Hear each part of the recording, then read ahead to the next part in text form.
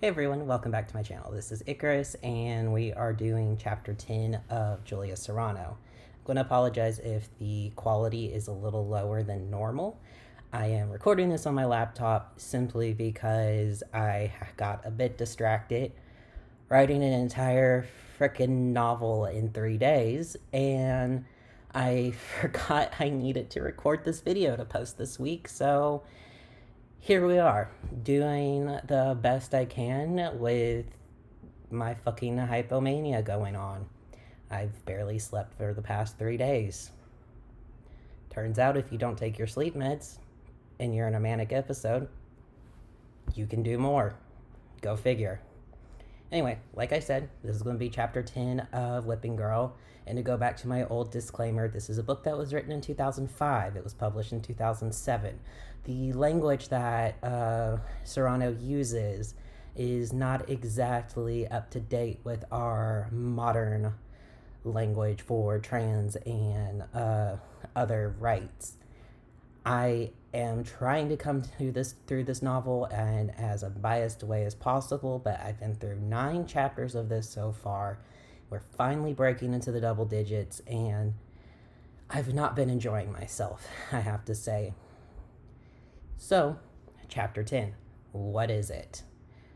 We are finally in part 2, which she has titled Trans Women, Femininity, and Feminism. And chapter 10 is titled Experiential Gender. Not experimental gender, experiential. Experiential is like the experienced. So once again, she's kind of using fancy terms. Even though this is written in a mostly straightforward fashion, I'm not going to deny the fact that it's not tied up in this intellectualism where it's trying to pretend it's something more that it's not. Gotta give it that. Anyway, I did actually write some notes. This was a very short chapter, not a whole lot to talk about, thankfully. But it was mostly a personal chapter about Serrano's experience with becoming a woman, and her understanding of womanhood, as well as her frustration with cis people taking offense to her claiming womanhood for herself.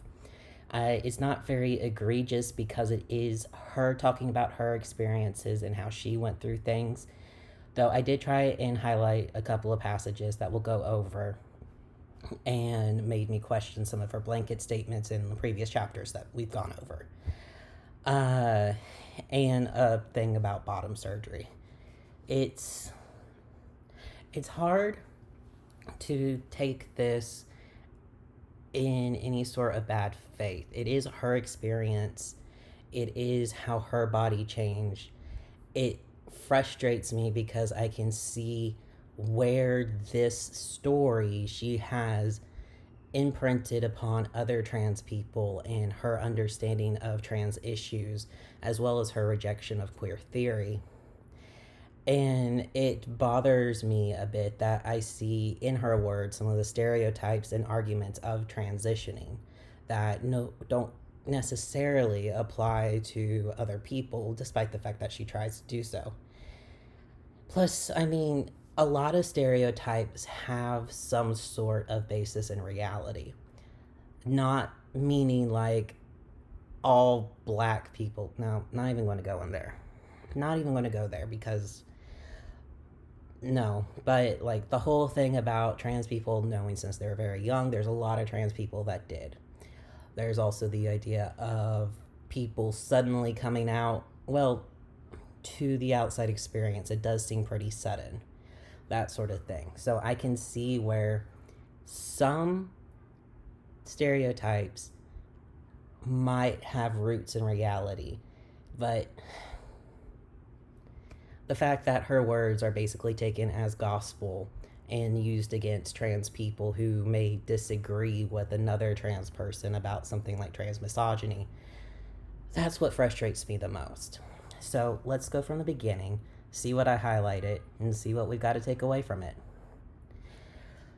So there's the women trapped inside men's bodies. She says, unfortunately, the popularity of the woman trapped inside a man's body cliche has become a lightning rod for cissexuals who are disturbed by transsexuality. Some cissexual women, for instance, have accused trans women of being arrogant or presumptuous and claiming that we feel like women when prior to our transitions we have only ever experienced living in the world as men.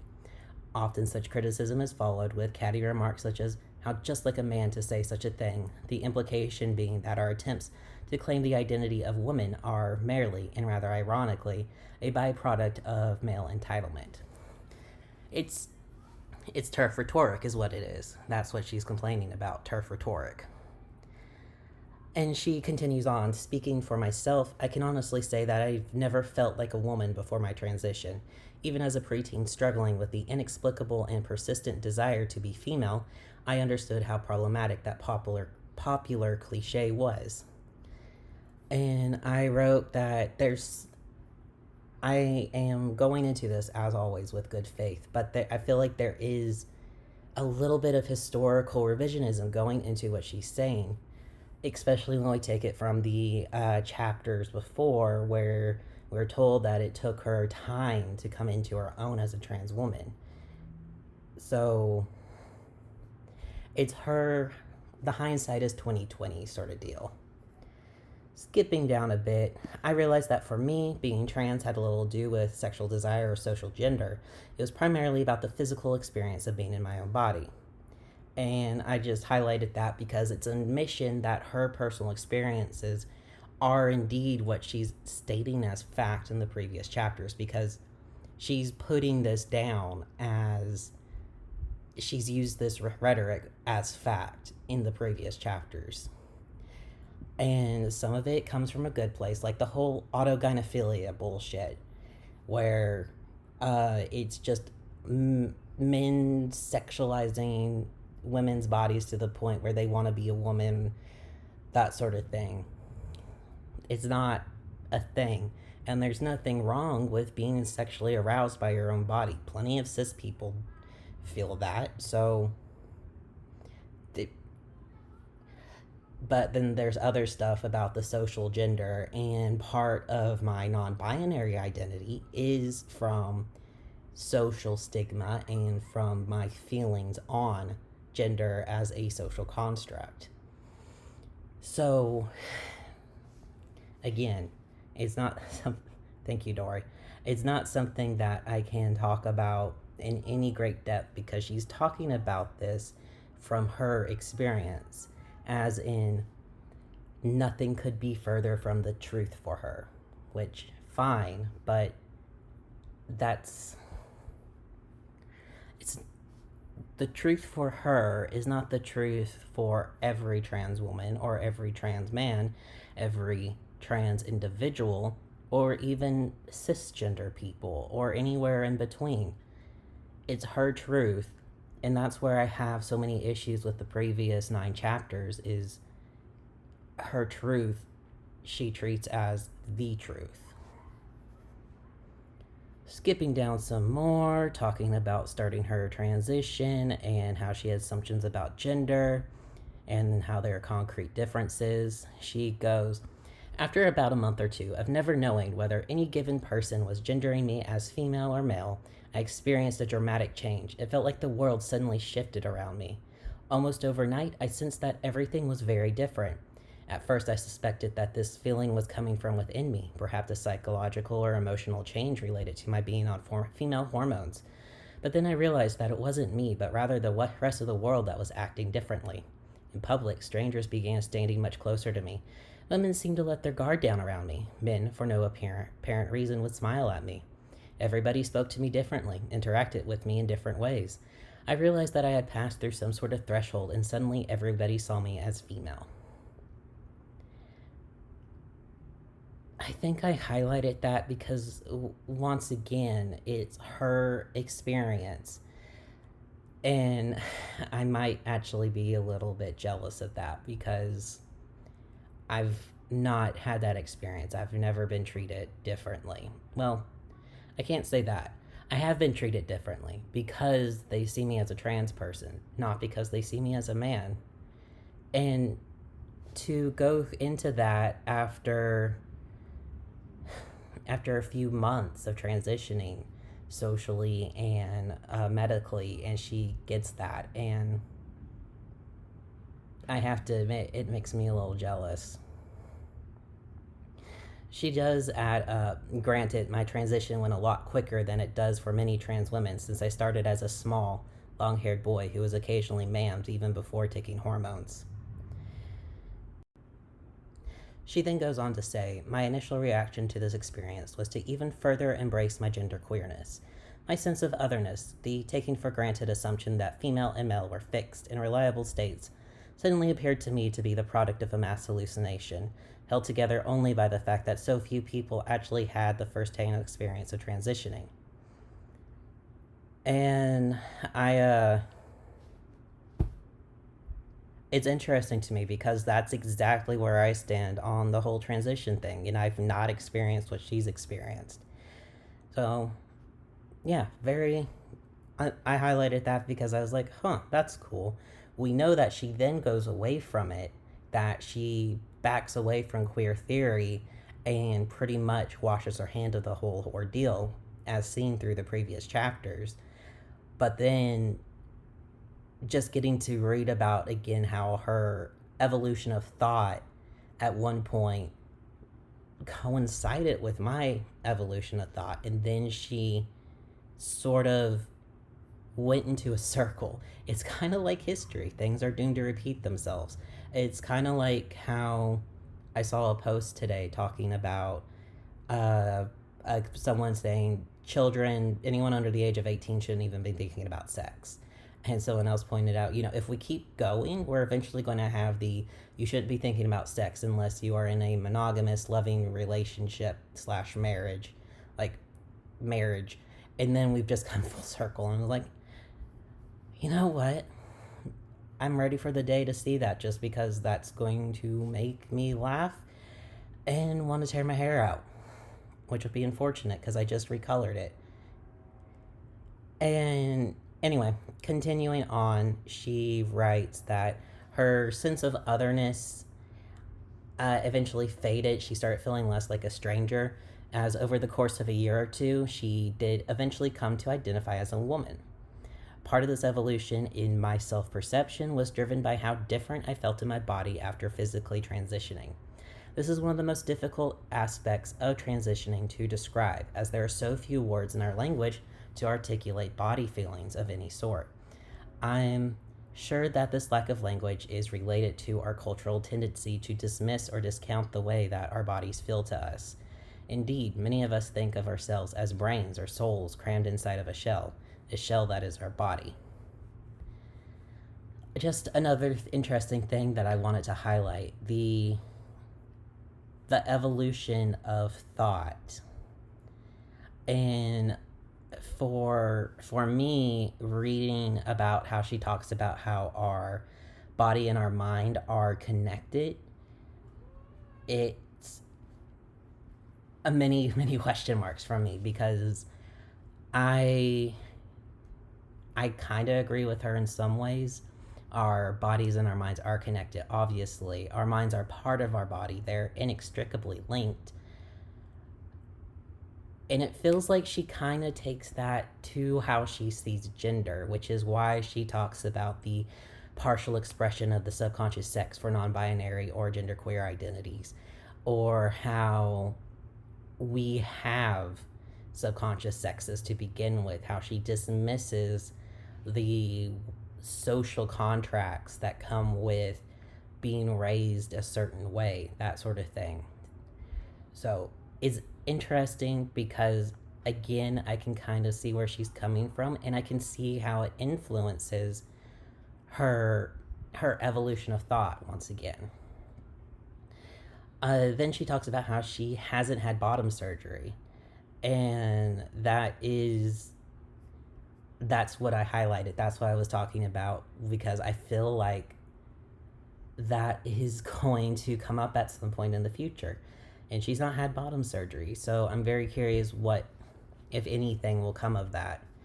I did also notice that she uses a lot of my statements, like my skin is softer, my metabolism has changed, Clothing fits me differently. And I'm really glad that she's talking about this in terms of her, her experiences. She is not assuming this is universal for all trans women. She is not assuming this is universal for all trans people. And if it had been, the entire book had been like this, I would not be feeling like any of that. And she talks about how her identity of a woman isn't just from body feelings, it isn't just from her physical changes, but from her negative experiences as well. She writes, "My identity as a woman grew out of my frustration over being called a bitch anytime I stood up for myself, or having others make remarks about my hormone levels anytime I became legitimately upset or angry about something. My identity as a woman grew out of my experiences at parties and other social occasions when I would come across a group of men talking and laughing and witness them suddenly fall silent when I approached. My identity evolved out of a million tiny social exchanges where others made it very clear to me that my status in the world, my class, if you will, was that of a woman and not a man."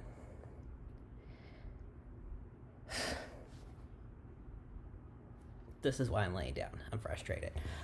So, this entire thing, people are going to be so mad at me. It's turf rhetoric. It's turf rhetoric. What I'm reading right here is the shit that I see turfs say, that their identity as a woman isn't just their body, but the social exchange they have and the way that they are treated as citizens. And I've also experienced all of that. And not even just as a... Dory's trying to be cute. She's going to bite the crap out of me in a minute. But I've experienced all of this. And not just when I was seen as a woman, but to this day. It's... And not because of how people see me, but my personality. I was not a very fun kid to be around, if I'm completely honest. And I highlighted that because it sounds exactly like what I would expect to read from the TERFs in Manhunt by Gretchen Falker Martin. Honestly, it's something I would read in early feminism separatist rhetoric 2013 era Tumblr, where woman is spelled womb, YN sort of deal. And it frustrates me too. It frustrates me. I don't have the words. I didn't have the words to express it when I was reading this because it literally just says shit. It just says shit. God damn. Okay. Skipping down a bit, she talks about other angry moments where she had with arguments and men and venom and fury from other people because they see her as a woman, and then it became more and more difficult for me to see the point in identifying outside of the male-female binary when I was so regularly being targeted for discrimination and harassment because I was a woman, when I so frequently had to stand up for myself as a woman in order to make sure that other people did not get away with it. And I think that's so stupid. I'm sorry. I think that's a stupid reason to decide, you know what? I'm not genderqueer. I'm binary because of other people treating you the way that they see you. I don't know. She's trying to put a feminist screed, a TERF screed, into something that's affirming to her. And if it works for her, I guess more power to her. But I hate reading this in the year of this Hellfire 2022 and knowing that I've had this shit thrown at me and I've experienced this shit, and I hate it. I hate it so much. I'm so stressed. I'm popping on my dumb poppet thing that I am obsessed with for no reason at all. Why does this make my brain feel good? Why does Whipping Girl make my brain feel so bad? But yeah, I feel like part of why she dislikes non-binary identity so much is because not just because she didn't feel comfortable in one for herself, but because the world kept putting her in a box and she felt like she had to put herself in that box too, just to deal. A couple more things. People often squabble over what defines a person as a woman or a man, whether it should be based on their chromosomes, assigned sex, genitals, or other factors, but such reductionist views deny our indisputably holistic gendered identities. For all of us, gender is first and foremost an individual experience, an amalgamation of our own unique combinations of gender inclinations, social interactions, body feelings, and lived experiences. While our experiential gender, not experimental like I kept reading initially, is often shaped or influenced by our perceived gender, the gender others assume us to be, one does not necessarily follow from the other. Which kind of goes against what she was saying earlier with her turf adjacent screed, but I can't fully disagree with that. I just find it weird to read that when she's being so very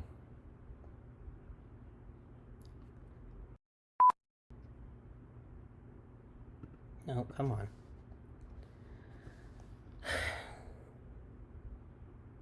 I had to cut. I had to cut because I was getting angry.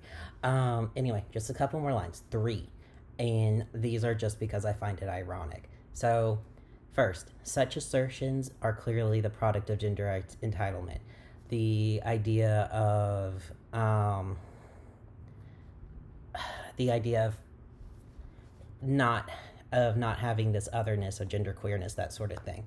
So such assertions are clearly the product of gender entitlement, of these individuals projecting their own experiences and beliefs onto their other people's gendered bodies, identities, and experiences. Dropping down a little bit to this other paragraph, and I highlighted 2 more bits. Personally, I find the concept of experiential gender not only helps me to make sense of my own transition, but it gives me an appreciation of the inherent limits in my ability to understand or speak on behalf of other people's gender. Then at the end of the paragraph, therefore it would be both ignorant and arrogant for me to project my limited experience onto other people's gendered lives and bodies.